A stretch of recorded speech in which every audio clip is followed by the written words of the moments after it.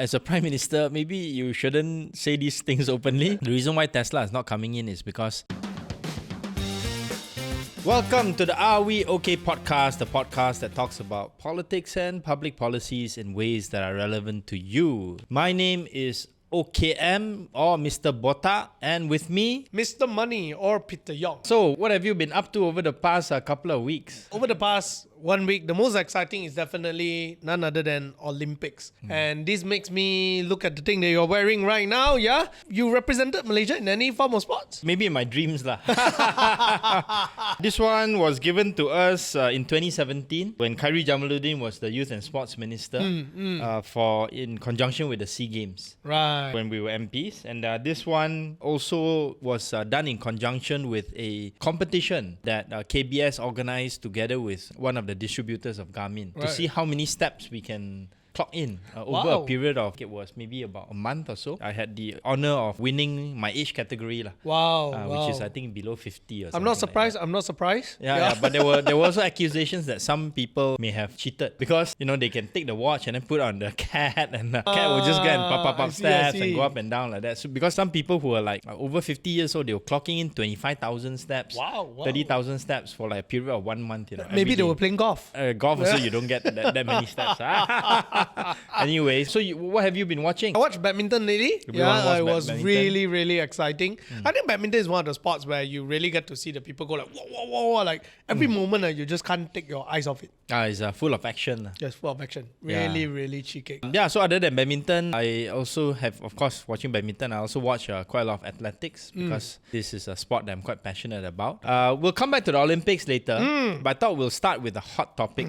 Oh, yeah. Which is this announcement, speculation, news that Tesla has decided to pull the plug. And this is not Tesla's own announcement, but reported by The Nation based in Thailand. Tesla is no longer exploring options to set up a manufacturing facility in Asia. That means outside China. So there have been a lot of reactions to this. But before I ask you your personal opinion, right? When you think the man on the street or the people who are sort of like interested in this kind of news, when they read something like this, right? What is their first reaction? Especially given all of the things that we thought Tesla would be doing in the region or even in Malaysia. The first thing that came to my mind when I saw that, it's immediately like, are they not considering Malaysia? Then as I read further, I realized, it's actually a pull-out of the whole Southeast Asia region, right? And they got me questioning, how's the economic doing? Currently, it's still in that speculative phase.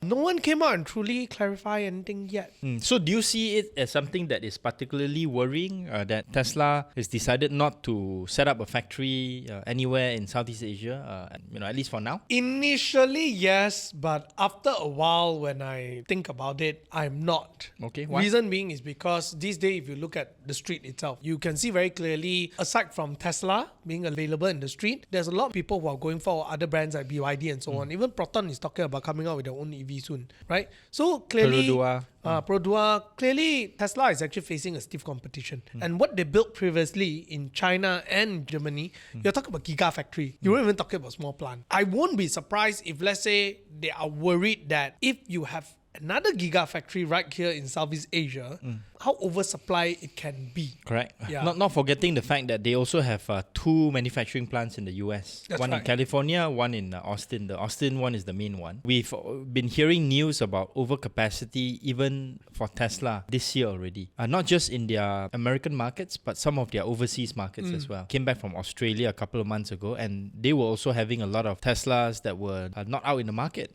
and sitting in the parking lots. So in this kind of context, right, it doesn't really make sense for Tesla to think about factory expansion, right? It's like, if let's say I'm Proton, I'm not doing well even in my domestic market, why should I think about expanding overseas to set up a new production facility, right? So from that perspective, I think there's been a lot of overreaction to say that, Anwar said that Tesla is going to do X, Y, and Z. They're going to expand X, Y, and Z in Malaysia. And now Tesla is pulling out, not doing this. So this is egg on Anwar's face. I think that's a very simplistic way of thinking about things. Because, if let's say you're a prime minister, you're the meaty minister, obviously you can't say no to Tesla. You can't say, I actually don't want you to come to, set up shop in Malaysia. That's why I won't layan you. you have to lion them and together with the other players as well. But ultimately, it's a business decision that they have to make, and they seem to have made it. Again, I want to draw you behind the curtain here because they actually had the opportunity to meet the then head of business development from Tesla based in DC. He visited Malaysia for the first time. Somebody in Tesla here in Malaysia thought it would be interesting for me to engage and meet up with him. You know, at that time, he was exploring between Malaysia, between Thailand, and also between India. Indonesia was already out because the business environment wasn't something that Tesla felt comfortable with. A lot of red tape, the supply chain not very well established. And we were trying to do our best, myself, others, to pitch Malaysia to him, right? And then a few months after I met up with him, I read in the newspaper that he and another key person in Tesla had resigned. And this resignation took place in April. So once that happened, I already had a sense that, I don't really think that there's going to be any significant expansion plan. Right. It's part and parcel of their own internal decision-making process. I don't really think anything that we could have done about it, either from a MITI, MIDA, government of Malaysia perspective. After understanding the business environment and everything all, because when coming from a more business background, right, I feel like it's an opportunity, you know. It means that the winds are shifting. People are not just looking at Tesla anymore, but they are looking at other manufacturers for EV, which gives me this feeling that, hey, you know, with Tesla not expanding, the one factor is definitely, most of you will know Tesla actually has very high margin among all EVs. So if they want to clear stock, I think they can give a lot of discount. That's number one. Yes. So if you're thinking of buying Tesla, maybe you should wait for a while. Yes. That's my thought. Yes. Number two is Proton, Perodua are all talking about coming out with their own EV. And Chinese players may be coming also. Chinese players, more and more of them are coming. And there's also more variety. Nowadays, you're talking about EV four-wheel drive that can, like a Jeep-like one that can go into off-road, you know? So it's a lot of innovation, and I feel that it's giving a lot more advantage to all these other manufacturers, causing a more competitive market.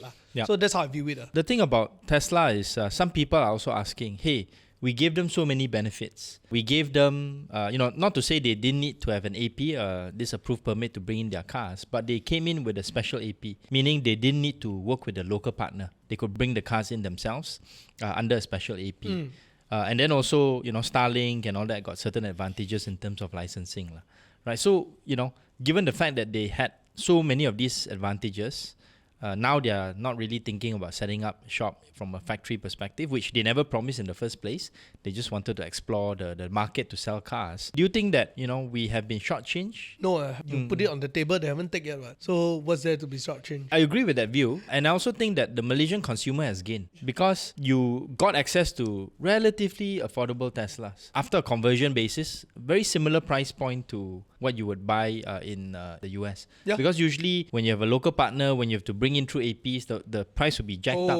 It'll be 300,000 or even more ringgit, in ringgit terms, compared to what you can get, which is about 200,000. Yeah, you're looking at least 50% up in price. So the Malaysian consumer did benefit. I think the penetration rate of EVs also was positively impacted. That's right. With Tesla coming in. They have certain commitments still to roll out in terms of their supercharger. And I think once Tesla came in, you could also see other players coming in to move in quite aggressively, including BYD, with the idea that, hey, I also have to match some of this pricing. That's right. So I think it's, still net, it's a positive for Malaysia, in terms of what Tesla did and what they continue to do. And, we shouldn't overreact too much about this. The only quibble that I have is with the recent news item that was published on Prime Minister Anwar's reaction, where he said, hey, actually, the reason why Tesla is not coming in is because they can't compete against the Chinese. That may be true, but to me, as a Prime Minister, maybe you shouldn't say these things openly. Right? It's like, they can't compete with these guys, so that's why they're not coming in. Hey, but Tesla could still potentially invest in Malaysia, in other areas. I think Starlink is something that I'm looking at. Correct. Starlink is still there in the ecosystem. So you probably should leave the explanation to the MITI minister. And even the MITI minister, he himself didn't come out to say, Tesla's not coming in because they're not competitive, right? So, I mean, it's just a kind of positioning, the kind of, I think, whether or not it's suitable for prime ministers to say these kinds of things. It's something that, from my perspective as somebody involved in the investment landscape, right? Probably not so worthwhile for the prime minister to... Not very nice. Correct. Not so professional. On the other companies, on the other players coming in, I think it's both a challenge as well as an opportunity. Because, if let's say we offer too many incentives, like what Thailand has done for some of the EV players, you end up having overcapacity in a place like Thailand. So we are in a sense lucky in that we haven't committed to anything yet. We are talking to different partners. Geely is interested, others are interested to come in, maybe on a smaller scale. And I think because of this, the lack of commitment at this point in time on any player to come in on a big scale, we still have some time to pull back, so to speak. We still have time to try to develop the ecosystem in a more sustainable fashion. And then also to develop our own policies such that if let's say, okay, Chinese player X wants to come into the ecosystem, we should try to align policies with them so that when they come in, it is not bringing in the whole Chinese supply chain, right? Because that would be the easiest thing to do, right? But if you bring in the whole Chinese supply chain, right, not only will there be very little localization, you may end up having a situation whereby the Europeans, the Americans look at this and say, these guys are relocating, reshoring, and then using Malaysia. We're going to slap tariffs on them. Right. Yep. Then suddenly, we are in the spotlight for the wrong reasons, right? So I think probably the public don't think so much in terms of these kinds of supply chain issues, investment issues, trade issues. I think it's good for us to take a more moderate approach, which I think this is what MITI is doing. Yeah. So there currently, when it comes to this EV policy surrounding it, manufacturers and so on, what is the current standing of the policy like? There is nothing that is additional at this point in time for EVs that would be different for the conventional ICE engines. Right. So, if the more you localize, the more incentives will be given to you in terms of tax incentives that will make the car price lower. The reason is because there is no EV manufacturer yet that's come into Malaysia. Right. Unlike let's say Honda or Toyota, where they have a lot of CKD operations here already. Right. So if we want to take that approach, then we should try to start building that supply chain domestically as well.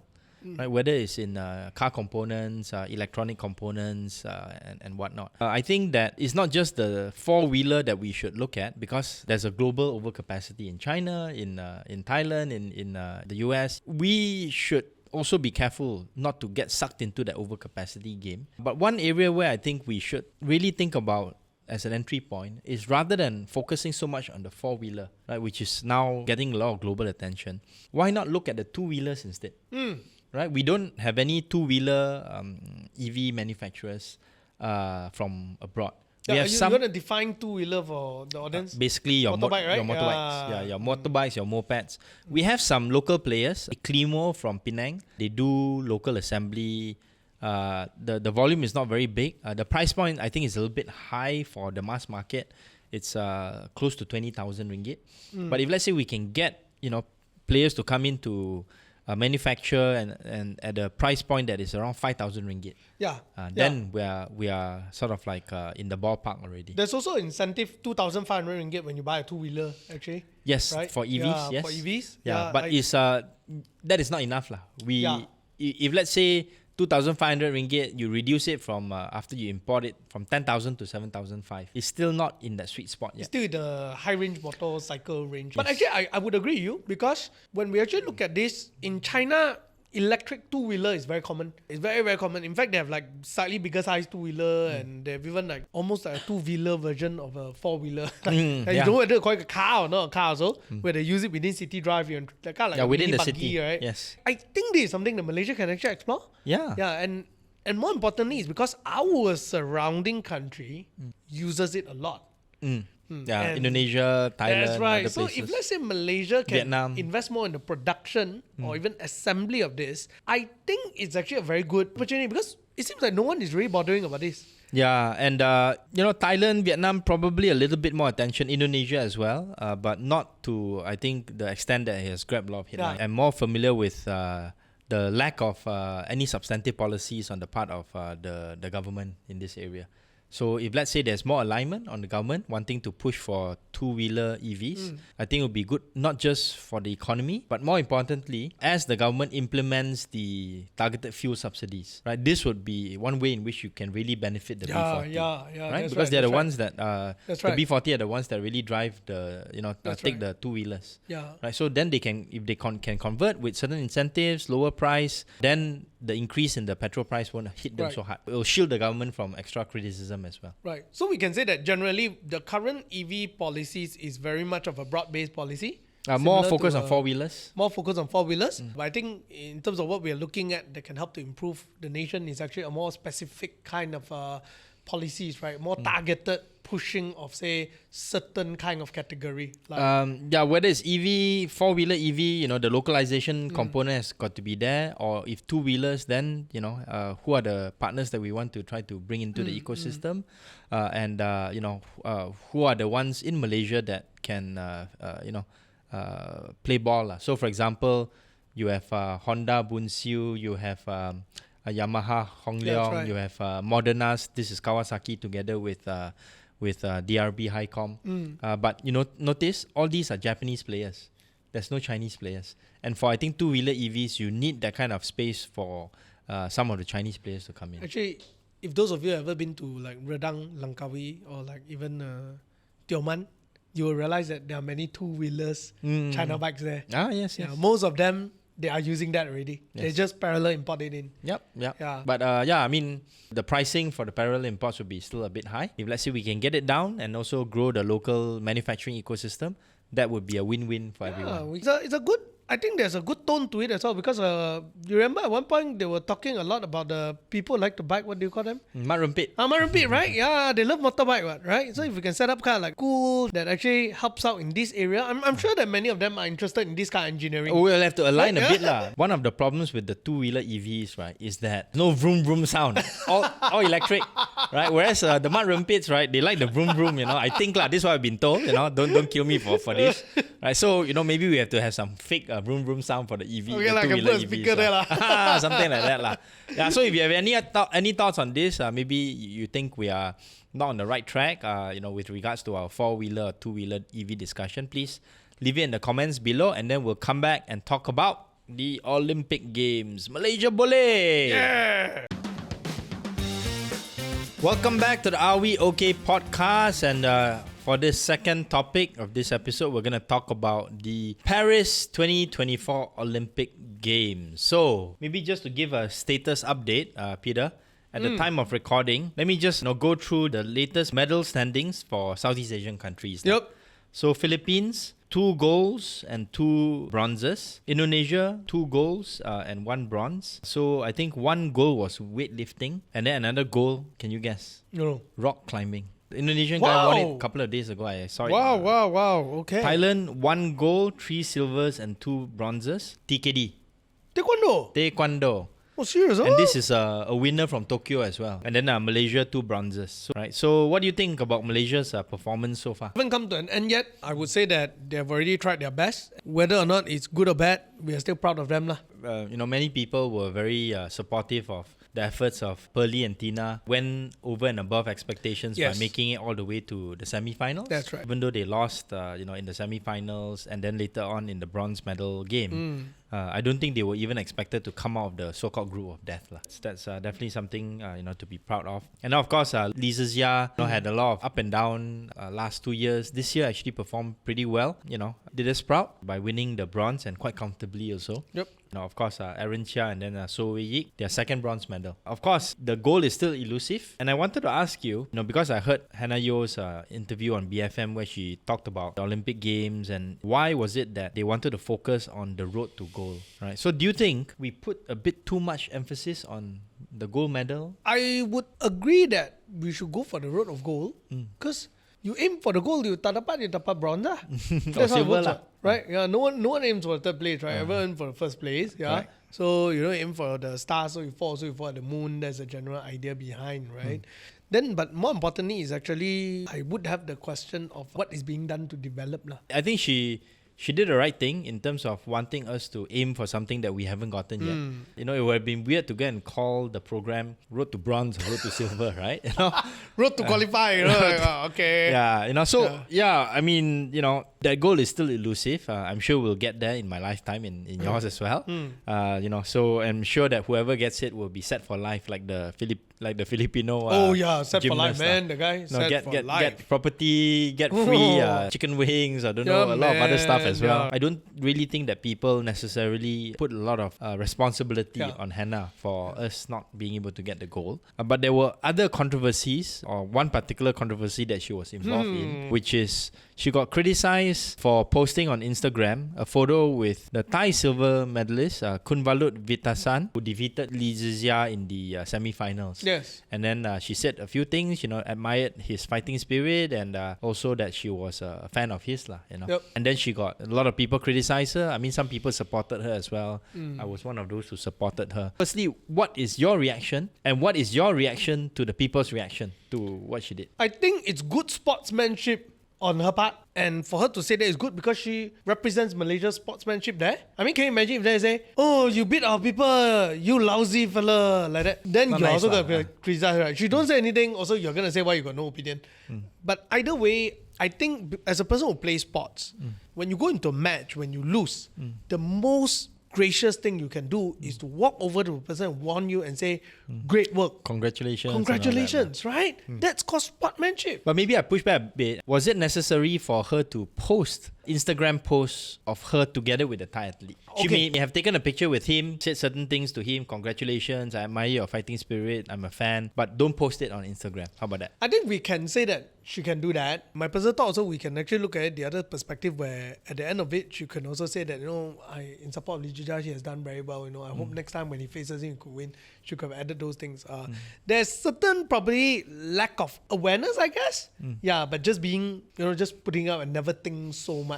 If she hadn't put that post up, then definitely there won't be this kind of criticism. And then we won't have stuff to talk about. But I want to draw you back to this approach, which is, let's say you watch on TV. Okay, if Malaysia is playing, definitely we support Malaysia, right? But if let's say there are other countries that are playing different sports, who you would support. So for example, if let's say it is Southeast Asian country versus a European country. Okay, let's say it's karate or taekwondo. Okay. You don't know who these guys are. A random German guy versus a random Indonesian guy. I'll support my neighbor simply because I'm more familiar neighbor, and then we have the better representation. We are all Southeast Asian. Exactly. So it's like, I mean, I watched the finals of the climbing, Indonesian guy versus China guy. I would definitely support the Indonesian guy, right? Especially since China got so bloody many medals already. Yes. Right? So you want the Indonesian guy to do it. Exactly. Like we're represented there at least. Yeah. In that context, you can maybe understand why Hannah, would want to show some support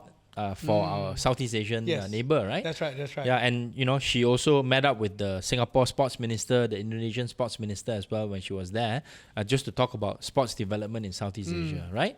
Yes. But let me ask you a little bit more about this. If let's say some random sport China versus the United States, Okay. who would you root for? I generally, in this case, I'll root for China simply because, again, I'm a Chinese. I feel more, unless that particular player is someone that I know, or either I've been following the sport, I like the guy. Yes. If not, generally, if I both person I do not know, I do hope that China will win. Simply because, again, it's an underdog story. China not quite underdog. Not quite underdog, but between China and US, if I don't know who they are, not very familiar with the sport, I would support China. Especially since, you hear about some of the way some American athletes have been treating the Chinese athletes. Not so sportsman-like and all that. But there are some exceptions. If let's say I know the athlete, Sydney McLaughlin, she runs the 400-meter hurdles. She just set a new world record for the 400-meter hurdles. And I really like the way she approached athletics. If she had a competitor from China, let's say, who was equally good, then I'll probably support her because I know her. There's more character, more kind of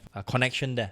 Because you know that person better. Yeah. Right? And of course, sometimes you support other athletes because you know who they are. They're famous. They are people who have done a lot for their sport. So for the marathon, for me, I'm definitely supporting Eliud Kipchoge, the GOAT of marathon runners and the former world record holder for the marathon as well. From where? Can you guess or not?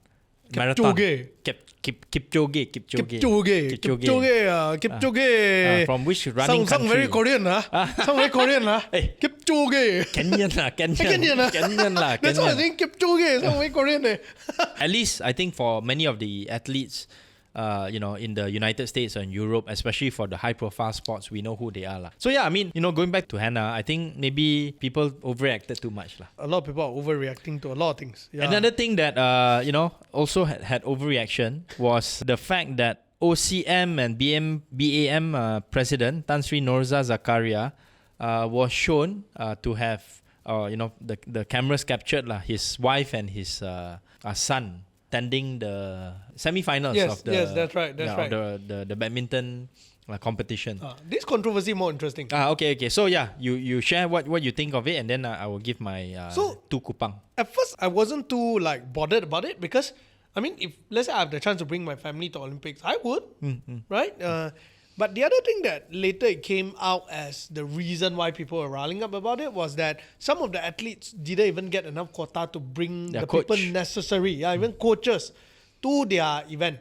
Now, then here's where you start to feel like, if you can bring your kid in your family, but someone representing the country couldn't bring their coach, is that alone? Then now this becomes interesting. Yeah. Now people, then definitely I will also question, like, hey, is that fair? Okay, so just to give it some context, as BAM president, I think you are allowed one quota to bring somebody in. As OCM president, Olympic Council of Malaysia, I think you are also allowed quota to bring somebody in. So he got two quota lah, so to speak. But those quotas are not the same as coaching accreditations. Meaning, you cannot just give one quota to the coach and say, oh, coach, you go down there and coach the...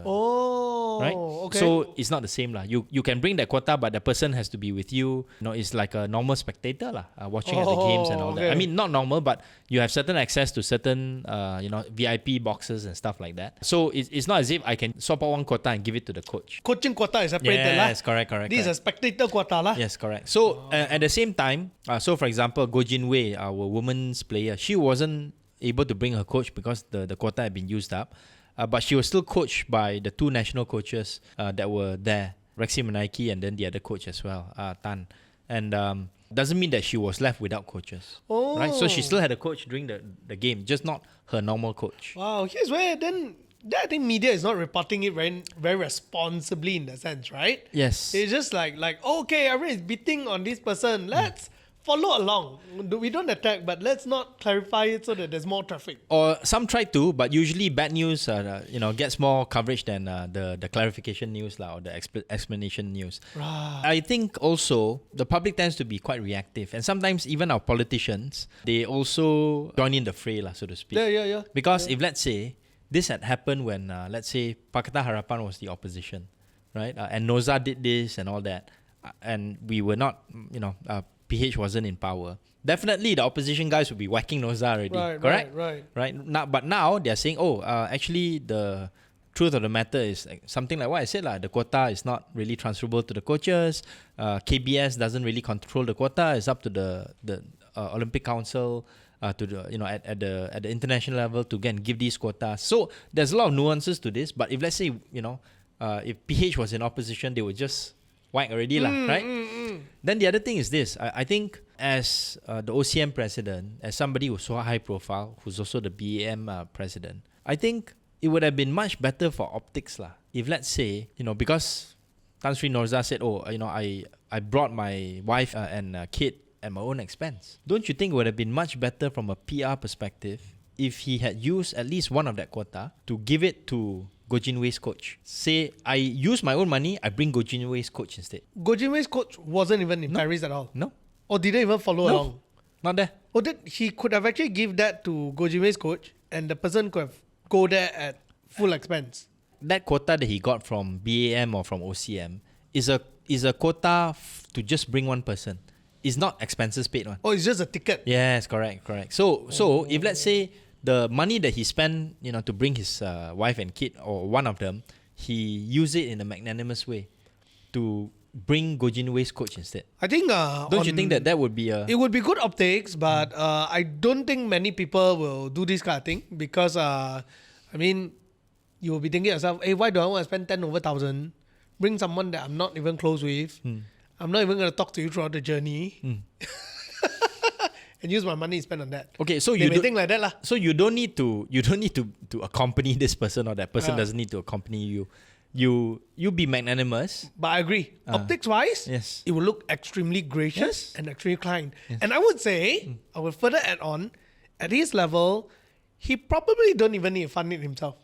He can probably get a few people together and fundraise it and get this person to go. The reason why I bring this up is because he's wearing two hats, OCM as well as BAM. I think the way Tan Sri Noza reacted, to me I think, again, maybe not that professional, because when he was criticized for these things, right, it was, I think, reported that he decided that he was going to almost immediately resign from his BAM position.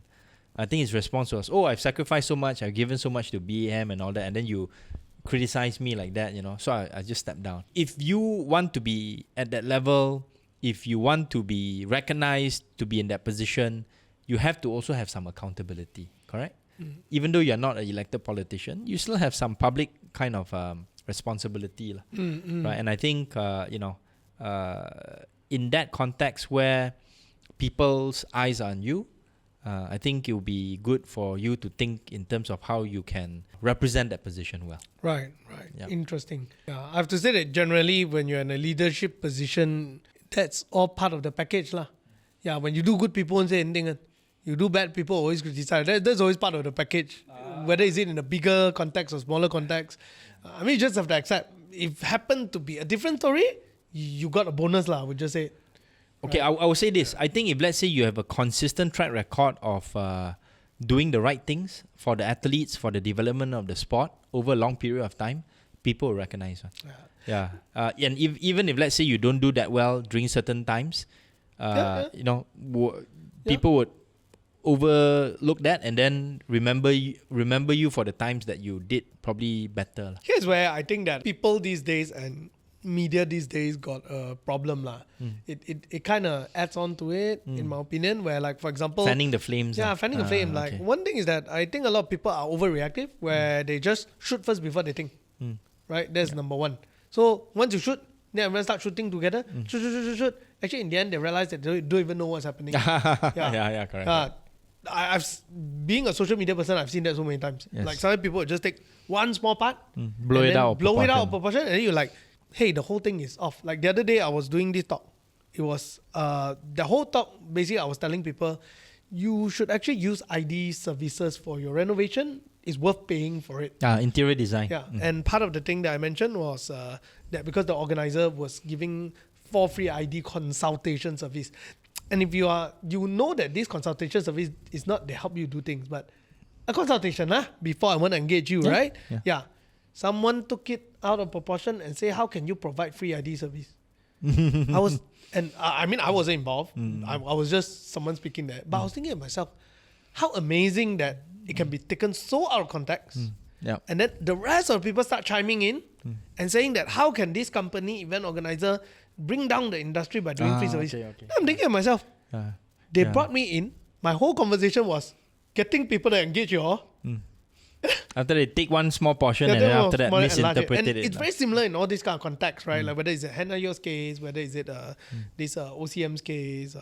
I think overreacting is one thing. Then media also, they don't clarify for you. Yeah, so that's why I think it's good, that we have this opportunity in our podcast to try to explain things at a more comprehensive manner. And maybe just one last thing on this Olympic Games and also the sport, the sort of like development of sports in Malaysia. You mentioned, I think, in our conversation that you think that there should be a bigger role for the private sector to play. That's right. Yeah. So here's where the other day I was having a discussion with some of my friends. Right, we were talking about the prizes that they could have won. Then this friend actually suggested. He said that if you actually look at it, all this private sector chipping in their money, what are the odds that you can win a gold? So not very high lah. Not very high lah. So when they chip in, right? They all tumpang with that glamour of like, if you win a gold, I give you something. And then free publicity. Free publicity, right? Fantastic. If you think about it, right? Why not come up with certain policies where private sectors get to journey along with that athlete? Let's say, in the sense where instead of I giving you only when you win, why not I throw the equivalent amount of money, say 500,000 or 2 million ringgit, accompanying someone like Lee Zhijia throughout his journey of developing him as a gold medalist. I think that would bear much more fruits. Possible. Give certain sort of tax breaks, or whatnot. I think all these are more realistic and more effective policies that we can develop surrounding it, rather than so tactical and say, hey, winner, you get 2 million. By the time the person win, you don't need 2 million. So I think that some companies have done that primarily because some of the people who are running these companies have a passion for certain types of sport. So for example, I know for a fact that KLK they have sponsored some badminton athletes before, right? Because some of the people in the KLK management, they like they like playing badminton and watching badminton. So kudos to them. And it's very obvious because the athletes wear the KLK logo and things like that. Yep. Right. So if let's say other companies can have similar kind of passions as well, I think it will be good not just for the athletes themselves, but good for the industry, and also hopefully some good publicity for those companies involved as well. That's right. Yep.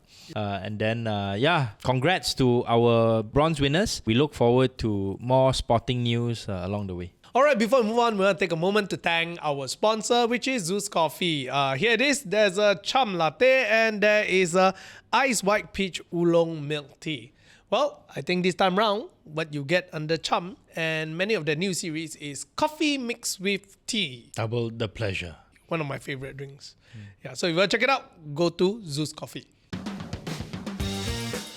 Okay, welcome back to this third segment of the Are We OK podcast, this episode.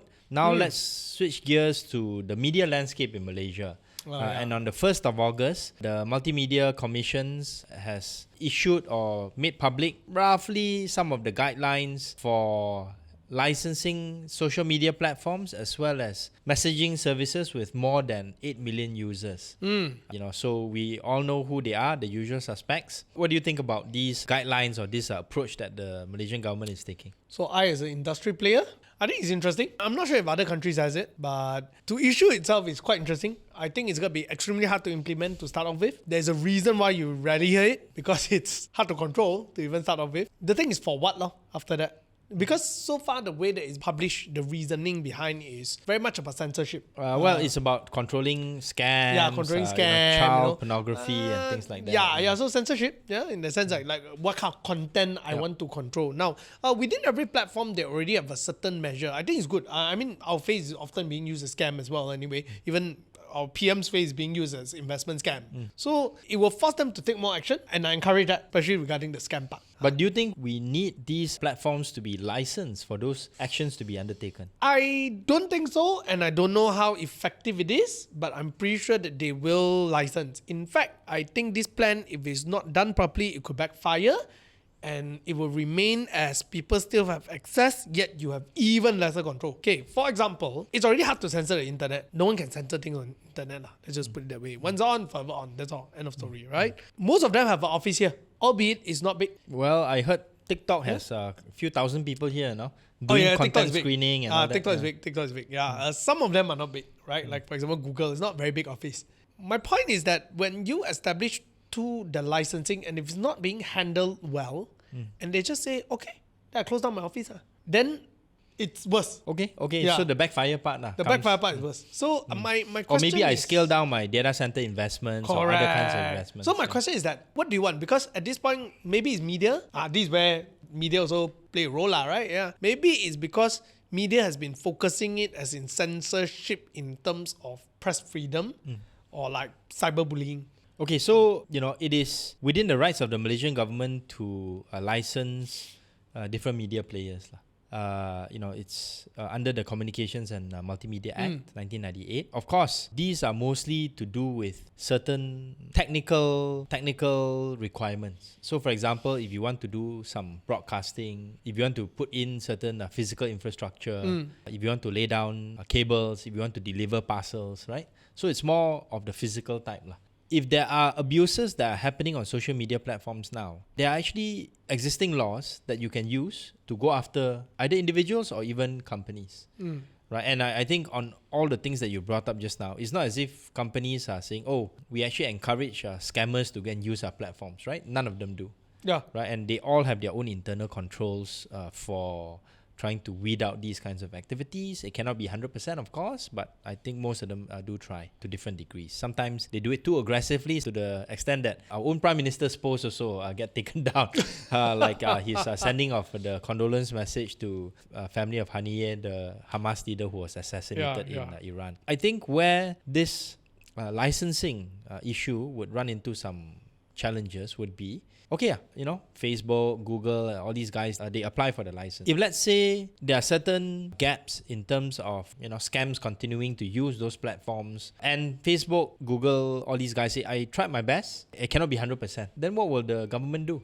Will the government say, okay, we are not satisfied, we're going to tarik your license? Correct. it's not feasible. Correct. That's the point. Yes. What are you going to do? It's similar to the Press and Printing Publication Act, PPPA, that, Pakatan Rakyat at the time and the opposition, now in government, was campaigning so hard because that could have been used as a way to tarik back your license and you cannot print your newspaper anymore. I mean, you still can use that to stop the printing of these newspapers, but nowadays, very few people read the printed papers anymore, with the exception of maybe the Age Weekly, which is more of a business publication, right?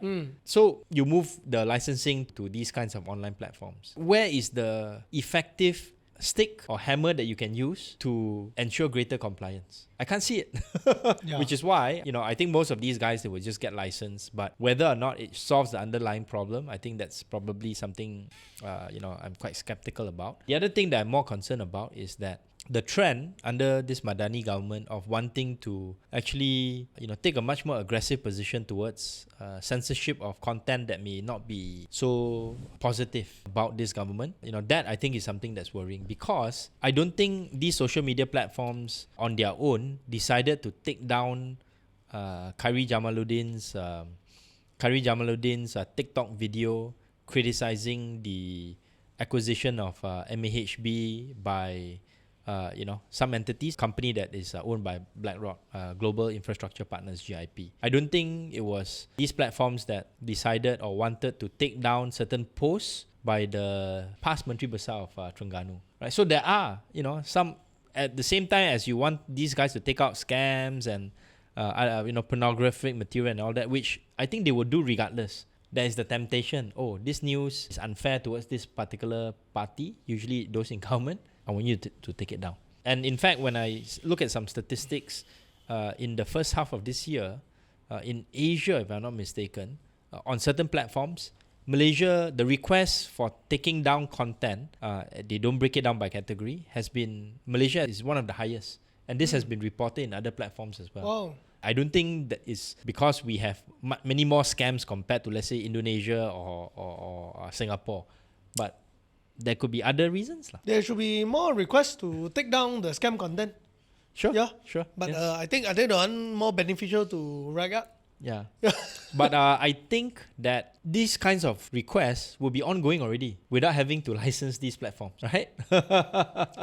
If only I see more effort in scam content being taken down than political content being taken down, I am happy lah. Then you'll be able to feel more assured lah. Yeah, the censorship in terms of politically, I don't think it's fair. That's number one. Yep. Right, and I think our press freedom scoring is really not standing very well lah. Yeah. We dropped down 30 over positions, in the last press freedom rankings. So as an industry player, where I look at this licensing framework, I do not know again, but there don't seem to be a very clear way of how it's going to benefit Rakyat. So there's a way that the government can try to assuage or convince the larger public that they have good intentions and not necessarily ones that are trying to clamp down on freedom of speech, which is to ask or allow or even publish under MCMC themselves the different kind of requests, the takedown requests, right? I want Facebook or TikTok and all that to take down these posts.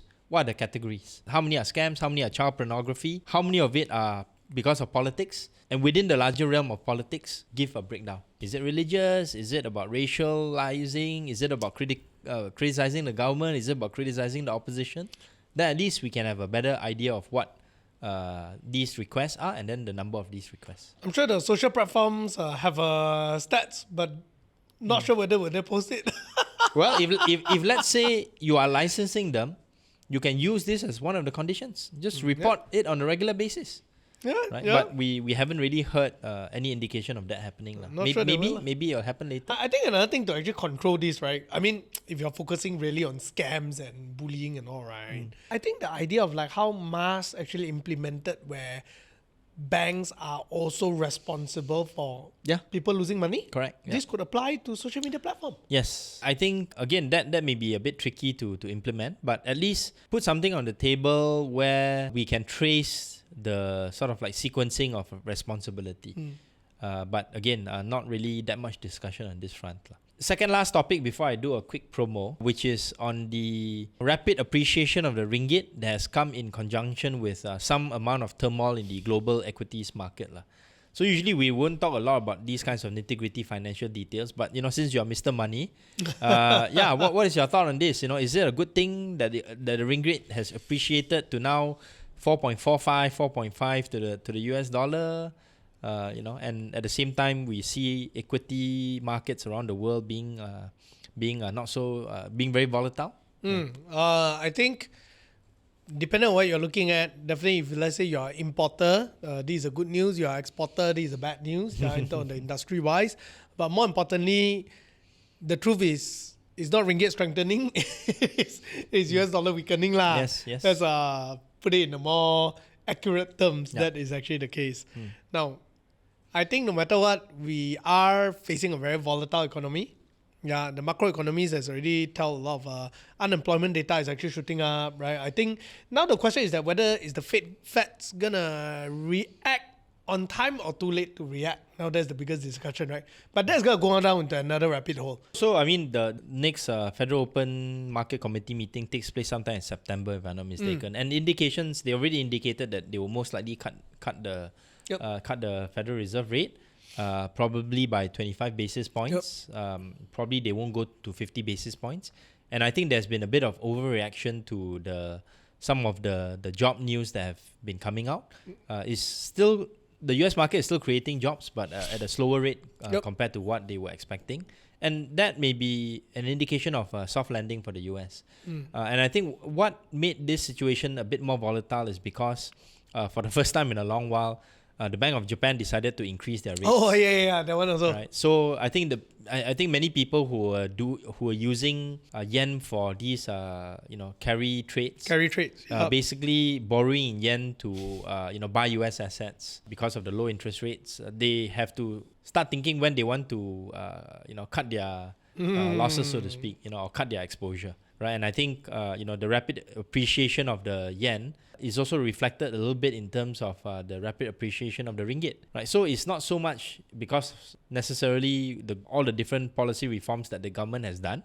I think a little bit of credit should go to the government for the diesel subsidy rationalization. If we really wanted the government to have more positive narrative moving forward, especially to the investor community, we should have the petrol subsidy rationalization being done by the end of the year. I think in conjunction with the Fed cutting rates, then I think the ringgit appreciation would be something that would continue. And not only that, I think it will also give in foreign investors the confidence to come and invest in our equities market as well, which generally has been underweight for the better part of over 10 years already. Now, we can take advantage of some of the good news that's coming here. And I hope the policymakers can really be smart and focused about this. Okay, one last thing. Wanted to plug a running event. Since we Olympics team and all that. I signed up for this race. Larian Keluarga Malaysia. Wow. So it's sponsored by Yayasan Keluarga Malaysia. Can you guess who's the patron of this Yayasan Keluarga Malaysia? Yayasan Keluarga Malaysia. Who's the patron? The guy who sort of like was behind the slogan Salam Keluarga Malaysia. Can you guess who? Prime Minister Ismail Sabri. Yes, correct. So I'm going to be running 10K. It's going to be on the 29th of September. Right. At Persiaran Flora and Cyberjaya. And Khairi Jamaluddin is going to be running as well. Right, that's why I see the keluar sekejap at the left side of the sleeve, huh? Exactly. So they are one of their partners. It's a good cause, trying to raise money for the foundation to help some of the marginalized community. And of course, I think many people will be very keen to go and run together with Khairi. I think Khairi is running 21K. I'll be running 10K. There's another reason why I wanted to bring this up, which has got to do with both politics and policies. So on the policy front, I think Ismail Sabri definitely left the mark in Malaysian politics, even though he was there only for a very short period of time, because he was the one who signed the memorandum of understanding with the then opposition, which then led to some reforms being undertaken, including the Anti-Hopping Act. Yes. So I think credit should be given to him. Yes. The other thing that I think is of interest to note, just as a concluding section, right, is that notice how Ismail Sabri decided to partner or work with Khairi and Shahril on this. More so Kyrie lah, because Sharil is a bit chicken. He doesn't like to run. He likes to go and lift weights, right? He still hasn't run a 5K with me and Kyrie yet. But maybe that will happen soon. From your perspective, why do you think Ismail Sabri and Kyrie working is not just for a good cause? There are also other political signals that they are sending. Let me try to read, right? Yes. Okay. I think Ismail Sabri is also someone that's somewhat forgotten. Not really in, but he is in. Not exactly not powerful, but still in the up ranks, but not enough of influence. Right? Still has some sort of a supporter. Now, so it's a small sect there. And this small sect now is working with Kyrie Jamaluddin, who actually used to sort of have that influence, but many of his people are afraid of the current UMNO president, therefore not standing up on him. There's this undercurrent that is like talking there, and now suddenly someone is stepping up and say, hey, I'm still around. Yes. And I support this guy. Yeah? And I'm not trying to shake the boat, but my side arm is working him or something. For a good cause. For a good cause? Yeah, nothing. It's just you can't use this to kick me out of the party. Right? We're still friends. So it seems like if I am within the party or I'm in politics, I should take this signal for my own interpretation, whatever it may be. Correct? I can be politician. Yes. No, you can be political analyst. So that one is more or less accurate. I think quite spot on. I will just add one more point, which is this. You see, from Ismail Sabri's perspective, right? I think he felt very disrespected when he was Prime Minister. Because he was given the ultimatum by Zahid to dissolve parliament when he felt that probably the timing may not have been right. Maybe UMNO wasn't quite ready at that point in time. And in a way, he was proven right because UMNO suffered its worst electoral defeat in its political history. And yet, the president is still leading the party with no sight of the next party elections anytime soon. I think, because of that kind of disrespect that he felt, and the fact that he's not in government anymore, he's a former prime minister, but still a vice president in UMNO without any government position. I think this is a way of trying to remind people that he's still around, that he still can exercise some level of political influence, and he still has some friends who are in the ecosystem, including somebody like Kyrie Jamaluddin. Right? So, interesting space to watch. And of course, I also go and sibuk. Are you going to run with the both of them? I think now Kyrie may be a bit faster than me, but Ismail Sabri, I won't encourage him to run a 10K. Even 5K, maybe just a casual walk would be better. But it's good to exercise. Well, once Kyrie set his mind on beating you on running, he really, really go for it. Yeah, but don't worry, Kyrie, I will get in shape. I'm trying to get in shape for my Standard Chartered half marathon. So we'll see whether 2 hours is achievable or not. So we'll list out the details of the Yayasan Keluarga Malaysia run in the description in the show notes. And I hope my running kakis can go and support this event. Thanks so much for listening to this episode of Are We Okay? And we will see you next week. See you next week.